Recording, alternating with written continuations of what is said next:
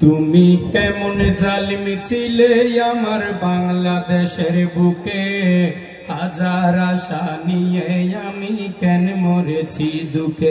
তুমি কেমন স্বৈরাচার, তুমি কেমন স্বৈরাচার আমার বাংলাদেশের বুকে। 16 বছর ধরে আমি কেন মরেছি দুঃখে। তুমি কেমন জালিম বলতে পারেন এই জালিম কি করেছে বলেন, আমি বলবো এই স্বৈরাচার কি করে নাই শুনেন। 2004 সালে 28 অক্টোবরে রাস্তায় পিটিয়ে আমার ভাইকে হত্যা করে। শুরু থেকে এই জালিমের কাহিনী শুনেন, শুরু থেকে এই জালিমের কাহিনী শুনেন।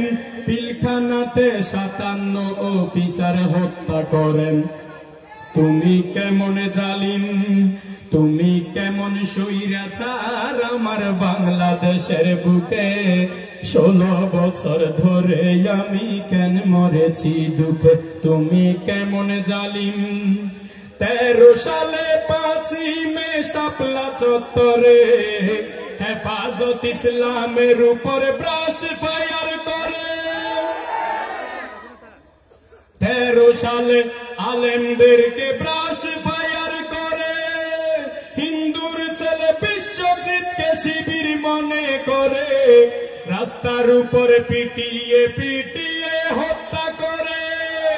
বুয়েট ছাত্র নাকি শিবির করার অপরাধে, বুয়েট ছাত্র নাকি শিবির করার অপরাধে শহীদ হলো আমার ভাই আবরার ফাহাদ। তুমি কেমন জালিম, তুমি কেমন খুনি হাসিনাই আমার বাংলাদেশের বুকে। 16 বছর ধরে আমি কেন মরেছি দুঃখে। তুমি কেমন জালিম সাজানো ষড়যন্ত্র মিথ্যা ট্রাইব্যুনালে আমার নেতাদেরকে কেন ফাঁসিতে ঝুলালে। বিনা দোষে গুম করে বছরকে বছর নিয়ে রাখা হতো জাহান্নাম আইনা ঘর। সাইদিকেও হাসপাতালে চিকিৎসা নাম করে, সাইদিকেও হাসপাতালে চিকিৎসা নাম করে। হত্যা করে মরণ ইনজেকশন পুশ করে। তুমি কেমন জালিম, তুমি কেমন লীগ আমার সোনার বাংলাদেশের বুকে। হাজার আশা নিয়ে আমি কেন মরেছি দুঃখে। তুমি কেমন জালিম আল কোরআনের মাহফিলেও বাধা নিষেধ ছিলে, অনুমতি লেগেছে কোরআনের মাহফিলে। কত আলেম বছরকে বছর পরিবার ছেড়ে, কত আলেম বছরকে বছর পরিবার ছেড়ে কাটিয়ে দিয়েছে জালিমের কারাগারে। তুমি কেমন জালিম, তুমি কেমন লীগ আমার সোনার বাংলাদেশের বুকে। হাজার আশা নিয়ে আমি কেন মরেছি দুঃখে। তুমি কেমন জালিম জনগণের ভোটের অধিকার হরণ করে জোর করে ক্ষমতায় ছিল 16 বছর ধরে। চাঁদাবাজি করে আর সেবার কথা বলে কোটি কোটি দেশের টাকা বিদেশে গেল চলে। লোক দেখানো ছিল শুধু তোদের উন্নয়ন, লোক দেখানো ছিল শুধু তোদের উন্নয়ন। দুর্নীতিতে আমার দেশ হয়েছে চ্যাম্পিয়ন।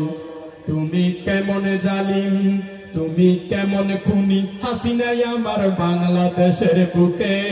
হাজার আশা নিয়ে আমি কেন মরেছি দুঃখে। তুমি কেমন জালিম 2024 সালে কোটা আন্দোলনে জালিমের নির্দেশে গুলি করলো প্রশাসনে।